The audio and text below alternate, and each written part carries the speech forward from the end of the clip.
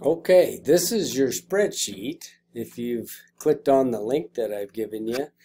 And I just, don't worry about me. I've got over 40 of these that people would be submitting, and I know this is personal information. It's just a great exercise for you to realize how powerful a cash flow is. And with your own numbers, you can actually see a lot, and because they're yours, they're not somebody else. They're not just something that's separate. It has nothing to do with you. So here's what I'm going to expect out of this assignment. This is your cash flow. I'm not going to know if the numbers are correct or not either, but I will expect that you will have the accuracy built into it with any numbers. Hopefully you follow that. If you don't, then give me a call. Okay, so anyway, as we've explained in the videos, you're going to start out with a balance right here, the beginning balance. You're going to take a check statement from last month. So all the spending and earnings or receipts that actually went in or out of the checking account that you have, you're going to use that to build this cash flow. All right, and so I've put in some arbitrary labels for descriptions here under cash resources and under operating expenses. Change them to what you're familiar with. All you're doing is categorizing and combining some of those. Some of them, they might just have one transaction in the month. Remember, the cash flow is strictly cash.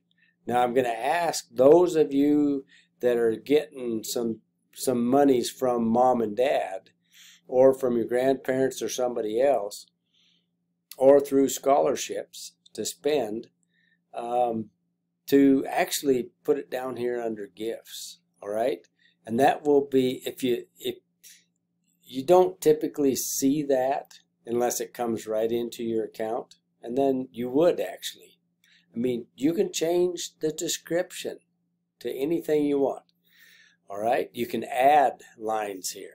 Some of you are going to be, it's going to be quite complex, and this list will be quite lengthy with the different kinds of receipts that will come in. And you can take some of these out if they're not happening. Okay, so that's what I want for your receipts under here. Anything cash that comes into that checking account. Okay, and for those of you that are getting rent paid for and maybe some other things, put that under gifts, or you can change the label on that. Okay, if that's the case, I want an offsetting operating expense to it. You can label it as such, offsetting operating expenses. Okay, for books, for tuition, for rent, for whatever you want to. I'd like to see it, categorized like I have them here, but in your own words. Hopefully that makes sense. So, all right, the big ones here: beginning balance. Before you start, any cash starts moving in or out of your bank account, then you're going to identify all those influxes of cash, inflows of cash into your account, and categorize them. So there may be some that you combine. And then I want you to sum that up. So that'd be the total cash available that you have for last month. Then I want you to come down here under operating expense and start plugging in. You can use these ones, and you can change these operating expense labels. Okay, so you might have rent, utilities, food, eating out, recreation, debt payment, auto payment, mortgage payment, credit card payment. Okay, hopefully you get my drift here.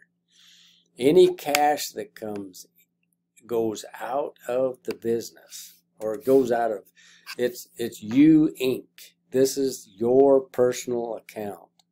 All right, I don't want you to combine checking account stuff like that if you've got a kind of a sophisticated system, and I don't encourage you to have your personal monies mixed up with your business monies. But if you have them combined right now, well then build yourself a cash flow for all of that. Okay? All right, there we go. So rebuild this so that it fits you. Then you're going to come up with your total cash expenses right here in a sum. Sum those up just like you would a spreadsheet. I'm thinking that you already know how to use a spreadsheet. Most of you have shown me that. And then you get your ending cash balance. This should match up with your ending cash balance from your statement. Okay? Right there. Now that number there, through a cell reference, should come right back up here to begin the next month. And that would be this month, of course. Right? Okay. So hopefully this shouldn't be too hard of an assignment. It's your numbers, and I look forward to any of your questions and for you to start living with a cash flow. And maybe even someday we'll be able to project these numbers. All right, over and out.